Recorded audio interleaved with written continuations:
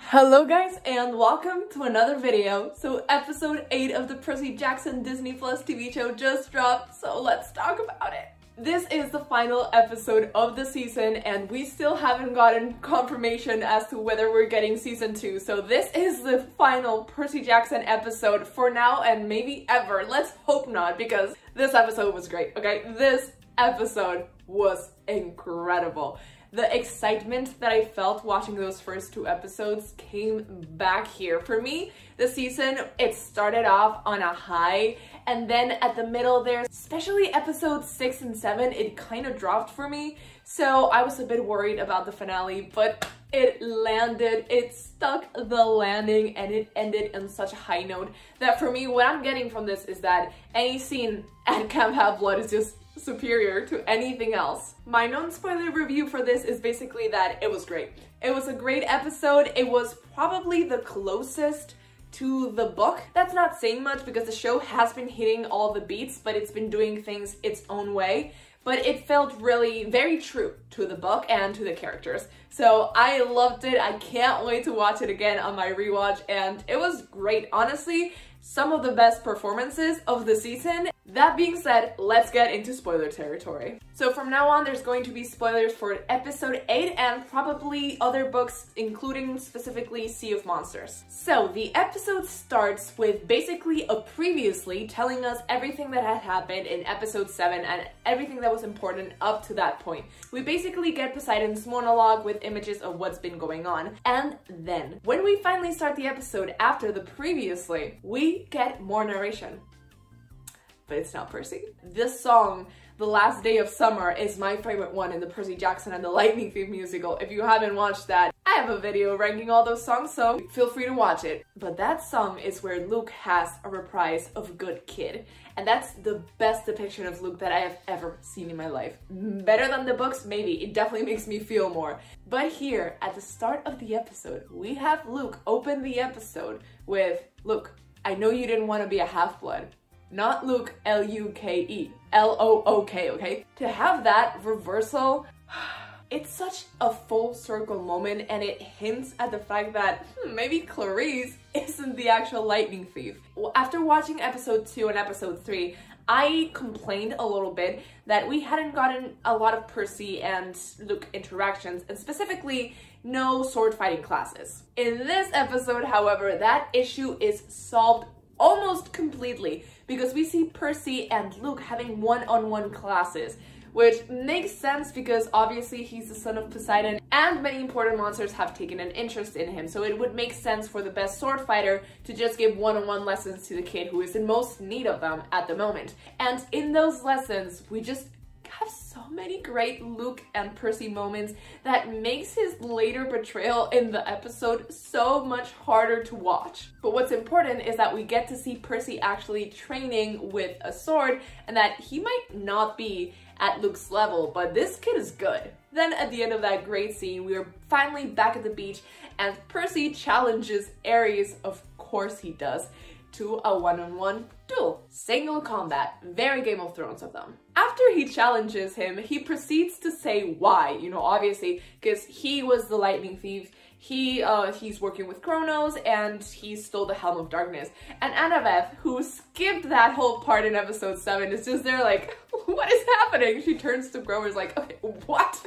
Because I missed a couple of chapters here, and the poor girl, she truly did. And then, of course, Ares, being Ares, he accepts Percy's duel because how is he not going to beat a puny demigod? And it's very interesting to see because right from the beginning of the fight, we see that Ares, the god of war, is clearly a better fighter, and I really wanted that because that shot of Percy preparing to beat him was like, this kid is shaking. How is this going to be this? Ares is a huge dude and he looks so cool with his jacket on, so how are you gonna beat that guy? And at the beginning, he really doesn't. He gets his ass handed to him.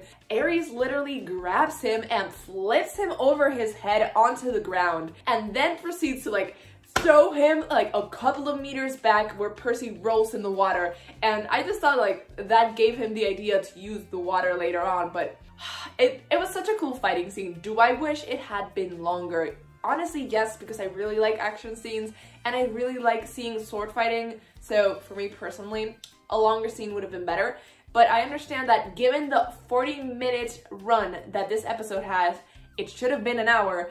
Given those 40 minutes, it was the best that we could have gotten. Before we get to commenting the next scene of the episode, I am going to go live with a healthy dose of Fran, another Percy Jackson-based YouTuber, to talk about all of season 1, all of our thoughts and opinions about everything that happened, all the changes, whether we liked them, whether we didn't. We're going to go live to talk about all of that this Friday, so please let me know if you have any questions in the comments down below, and make sure to click that bell button so you don't miss that notification. Let's go back to discussing this episode. And then I think it's during this scene that we get our second flashback, or during one of the next ones, but I just want to talk about it because we get another Luke and Percy flashback, once again in the woods at a different place that we'd see again later on. Luke is like, you know how Annabeth's afraid of spiders even though she's bigger than them? It's because they're small and scary. What do you do with something like that? You squish it. He's using that as a metaphor to talk to Percy about how the gods view demigods, and how even though the demigods are needed by the gods because the gods can't steal from themselves,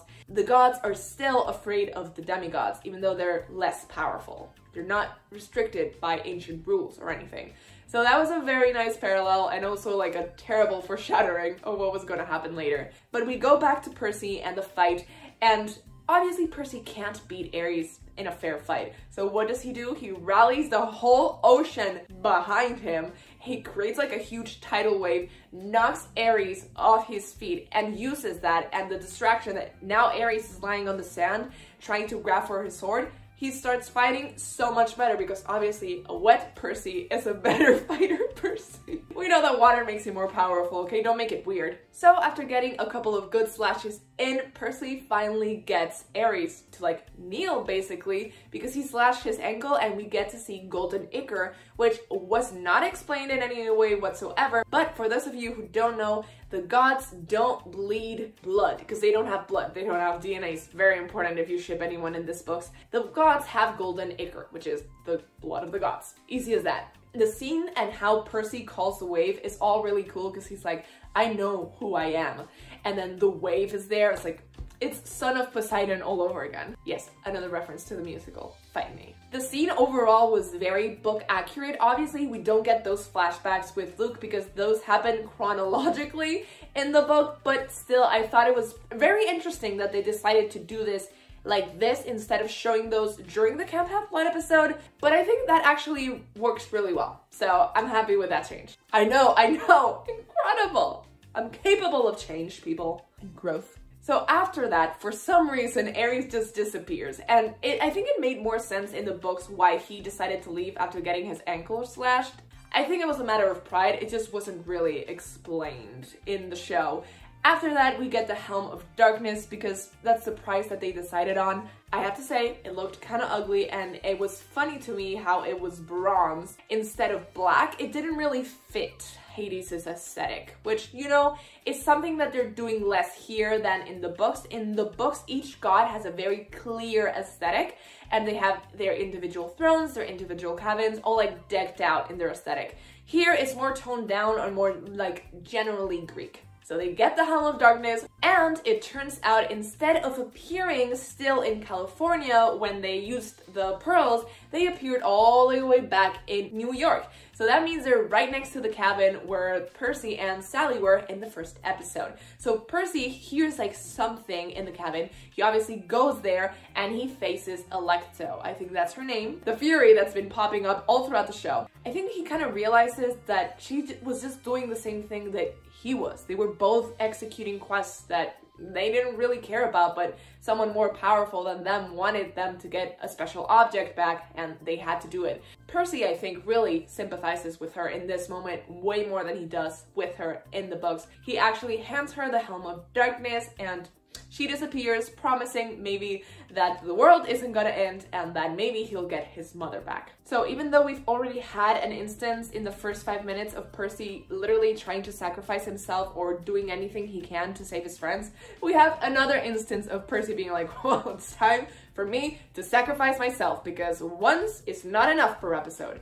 And I think Annabeth and I are both done with that. That's not to say that I don't like it, it's just that My poor boy, my boy. It does lead, however, to a very good Percy moment, so who am I really to complain about anything? Percy thinks that he still has to go to Olympus to give back the bolt, even though Zeus would probably kill him, despite giving the lightning bolt back because, you know, they missed the solstice and we don't even know what day it is. But the war is going on and Percy feels responsible for his dad, so he wants to go and help. Also, he wants to stop a war because he knows that the previous one led to World War II in the mortal world. So obviously anyone would want to stop World War III from happening. So as Percy says that he has to do this himself while the other two go to camp and, you know, figure out what to do about Clarice, you know, the lightning thief. So Annabeth is like, okay, but you're gonna need a little luck. And she takes off her Camp Half-Blood necklace, which has her father's ring, even though they haven't mentioned that at all. We'll see that in season 2, I believe.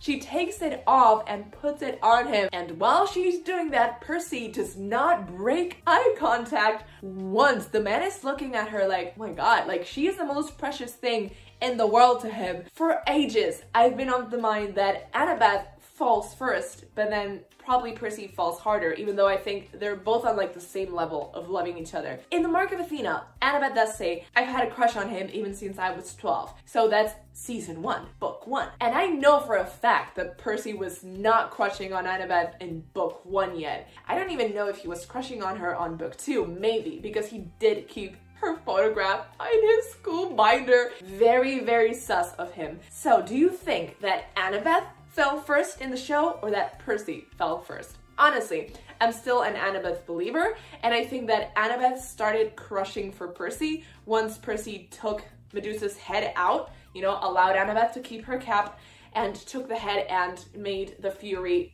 turn into stone. I think at that moment Annabeth was like, this dude is going to be someone powerful, and he's very honorable and selfless, and he will sacrifice himself for his friends any chance he's got, which is literally his fatal flaw. And I think Annabeth from that moment on was like, well, I hope this doesn't awaken anything in me. So please let me know, who do you think fell first in the books and in the show? Because it might be different. Also, speaking of the beaded necklace, obviously I have this here and I am planning on making a tutorial soon. So I'll tell you guys how to DIY this yourself. But a very interesting thing, the leather cord that Percy has is like the one I have. It's like thick and there's 2 of them because there's this mechanism where we don't need a clasp or anything. However, the ones that are worn by both Annabeth and Luke is like a very thin black cord. We don't know what it's made of. And Annabeth just like opens it at the back to put it around Percy's neck, and she just like ties 2 knots later on. I think my way with slip knots is much better. So if you want to learn how to do something like that, that video is coming soon. However, I understand that this mechanism, when you put it on and you take it off, takes a little while longer, so it wouldn't look that good on screen. Just like, wait, I have to make this bigger, put it around your neck, and then fasten it. I understand. Still, Percy's face, just gazing down on Annabeth because now he's a head taller than her, just looking at her and being like, wow, you mean everything to me. Obviously that's not what he said, but it's what his eyes said to me. After that, Percy says goodbye to his 2 friends and leaves on his own solo quest. Something weird about this show is that sometimes it shows us exactly how characters get from one place to another. And then sometimes I just have to believe that this kid who just came out of the underworld, fought the god of war, and is about to go to Olympus to face his death, this kid had enough money to get from the middle of nowhere, New York, to the Empire State. How did he do that? That's what I want to know. How does this kid keep teleporting from one place to the next? Because the last time he was at a beach, he also teleported to Krusty's like waterbed emporium. Someone explain it to me. It takes some suspension of disbelief.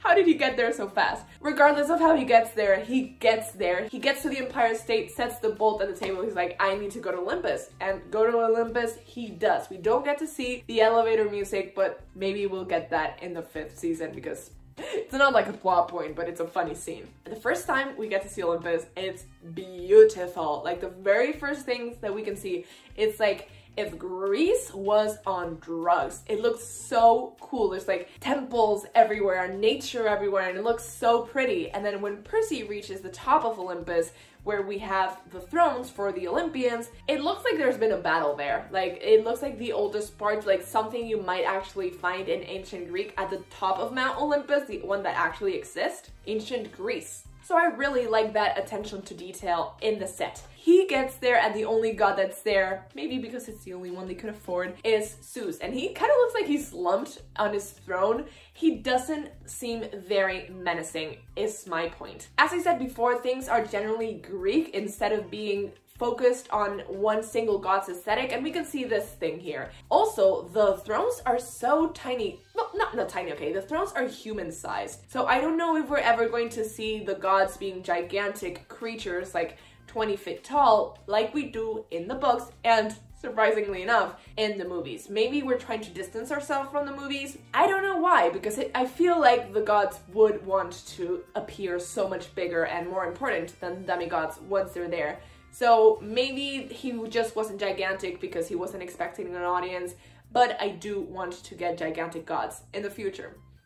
Is that too much to ask? Maybe. So Percy has this talk with Zeus, and Zeus is like, I'm gonna let you go because you delivered an important message to me about Kronos, and that's the only reason why I'm not killing you, assistants. And Percy's like, oh, are you gonna stop the war? No, why would I get to find my brother, like, I'm not losing here. And Percy starts being his stubborn, very impertinent self. Impertinent, keyword for this season. So he starts being super impertinent, and we actually get to see a scary god. Not like super scary, not Ares levels of I'm actually gonna fight you with my sword and kill you, but more scary than both Hades and Dionysus. Dionysus, when he got mad, he just started yelling on Percy, and that did not scream godly power to me. That just screamed frustrated uncle. So I really like to see that his voice got deeper, and we got to see like the light changing and the thunder behind him.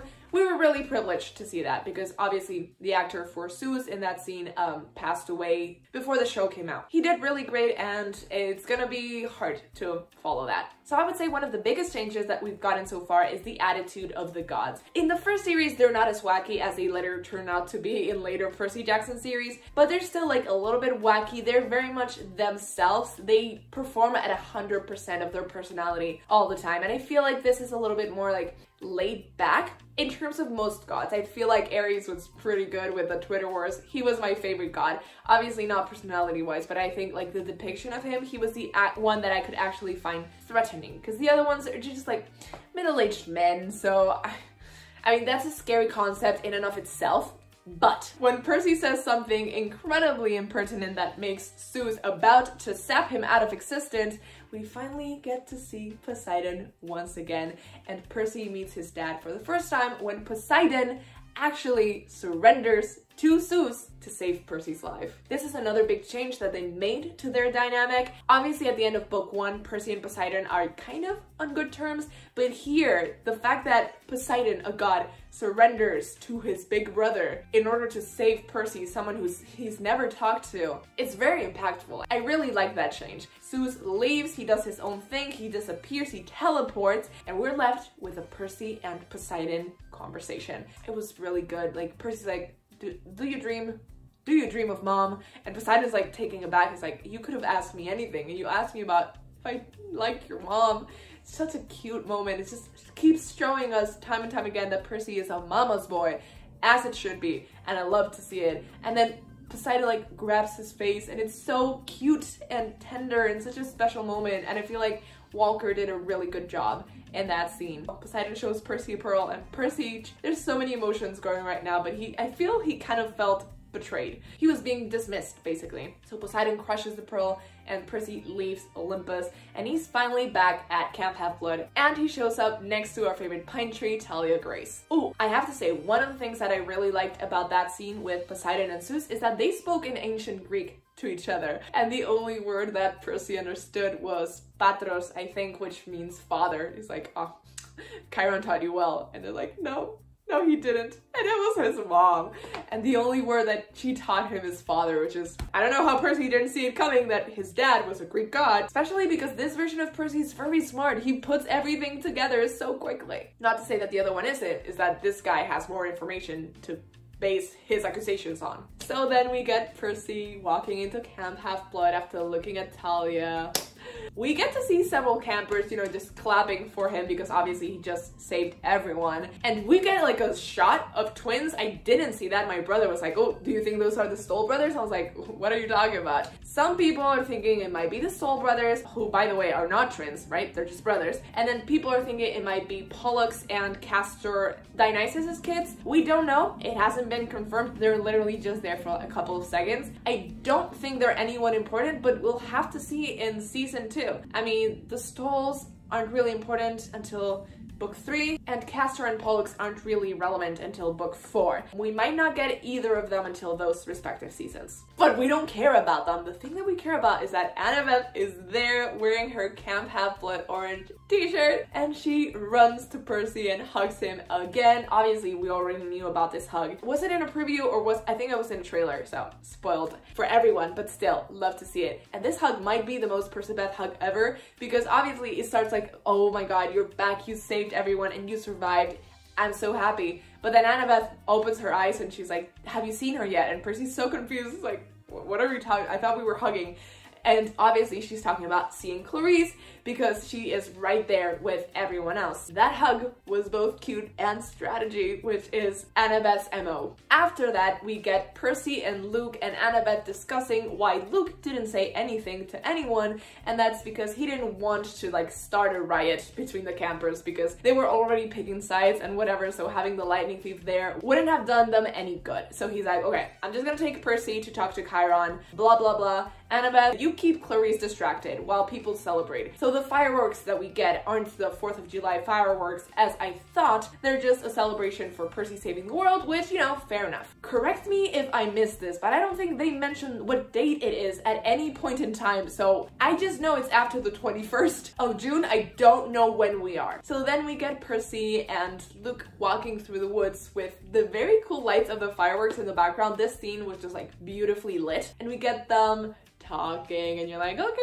they're talking about the lightning thief, but slowly, very slowly, Percy puts the dots together. He's like, you never told Chiron because it wasn't Clarice. You are the lightning thief. And you know, it's incredible that Percy reaches this conclusion. Obviously the kid is smart, but when do you have time to make these connections in your head? Like the timeline, even though they missed the solstice, is so much shorter than in the books because this happens on the last day of summer in the books. Here, what, is it July yet? We don't know. After Percy says that, Luke is like, I didn't think you'd give the shoes to Grover. He clearly confesses that yes, he was the lightning thief. It was great. It was a great scene. Luke actually takes his sword out, Backbiter, if you know from the books. He doesn't mention its name or what it's made of, but in case you don't know, it's half made of celestial bronze and normal mortal steel so that it can hurt both monsters and humans alike.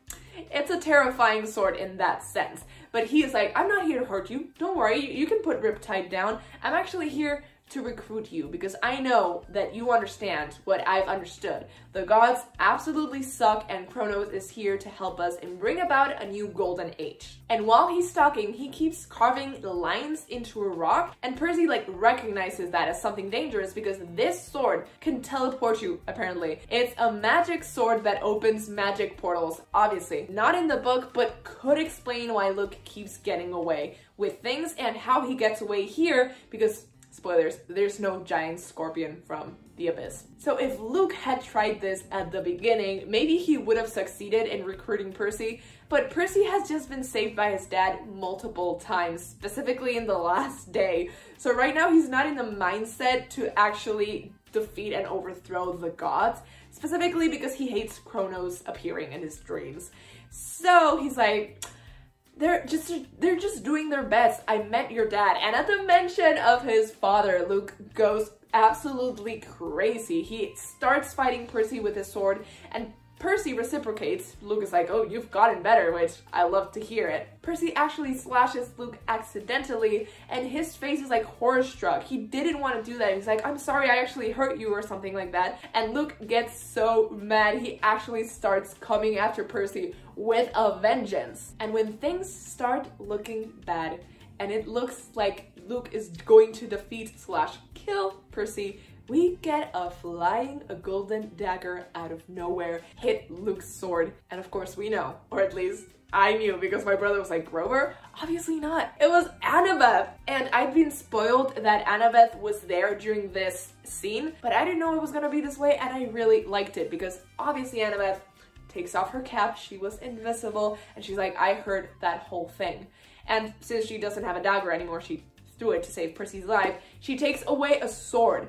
And Luke is like, well, there is someone that I do not want to fight.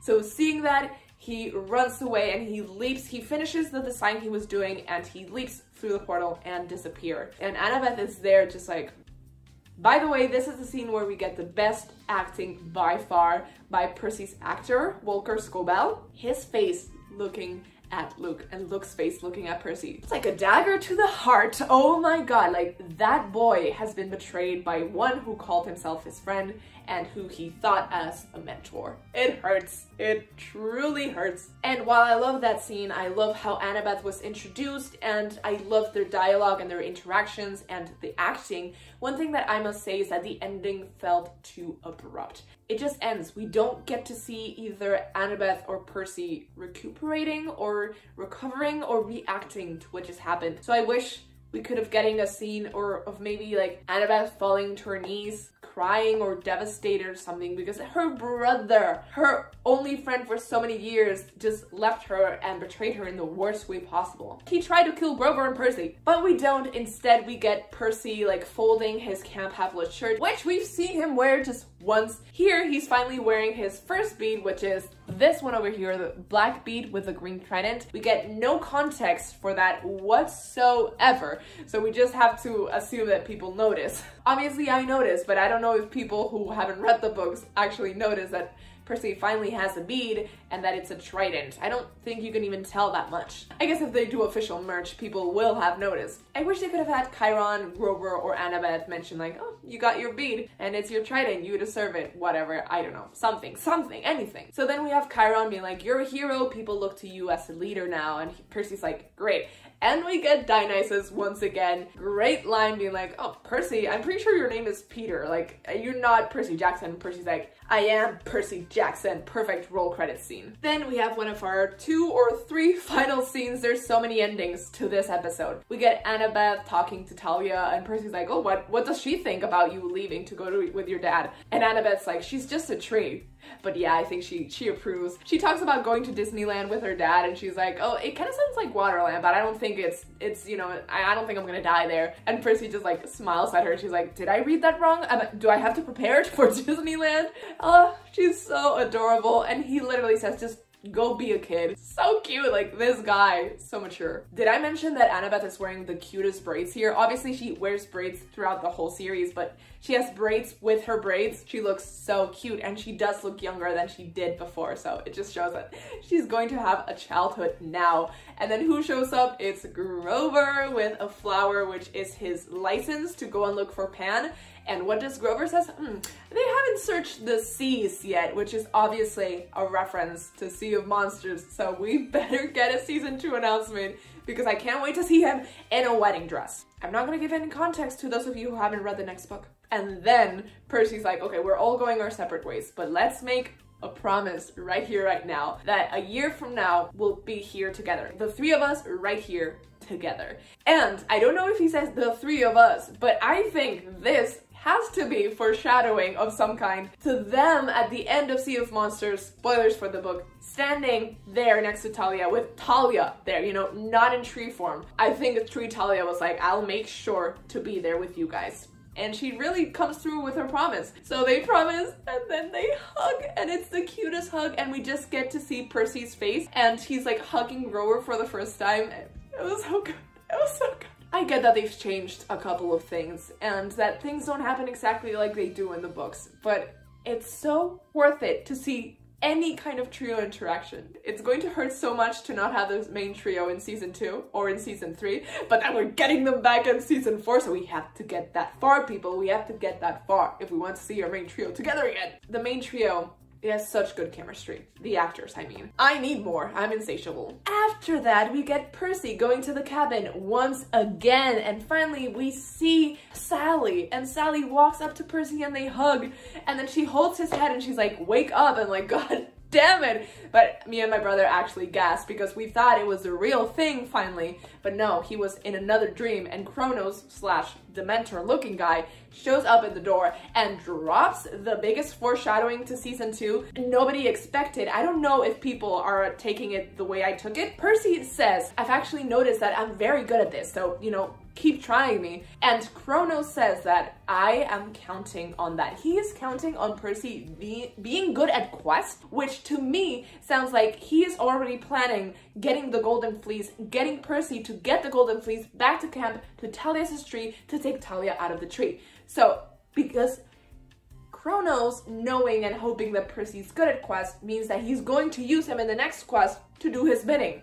Like, did you understand that? Am I making that up? I think it was a clear connection. For me, as he said it, I was like, this smartass. After that, Percy wakes up in the Manhattan apartment. And there we actually get to see that, oh, he's been living with his mother this whole time, so the thing that was the nightmare actually happened in some way or another. He tells her that he had a nightmare about his grandfather, and Sally's like, don't call him that, please.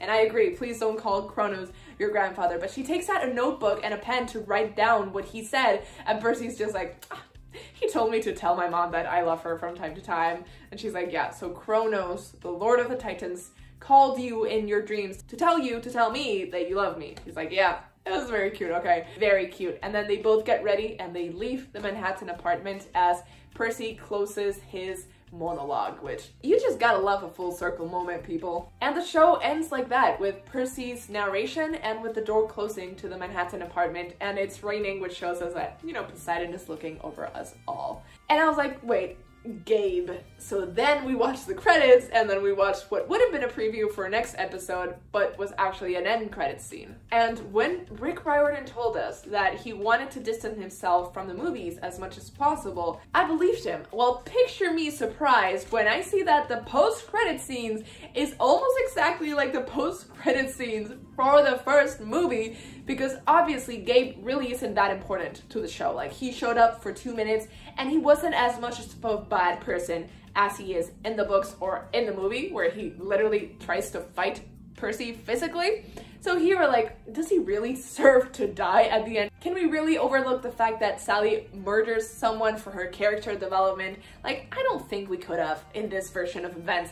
So then he goes there and he's like, oh my god, she changed the locks and she's trying to divorce me. And he sees the packet from Olympus with obviously Medusa's head in it, and he opens it because he's a dumbass, and he gets petrified there in the doorway. So that's the way that Gabe's arc ended. I mean, I hope that Sally got the money either way, even though, you know, that is more boring than him playing poker. It made sense, and it's a funny scene that they could shoot pretty easily, so it makes sense to have it there. But I'm like, not poor Gabe, but like, he didn't really deserve it half as much as the guy in the book. I really wanted to have a Percy Jackson will return for season 2 thing instead of that for an end credits thing, but honestly, can't really complain. I think an announcement is coming soon.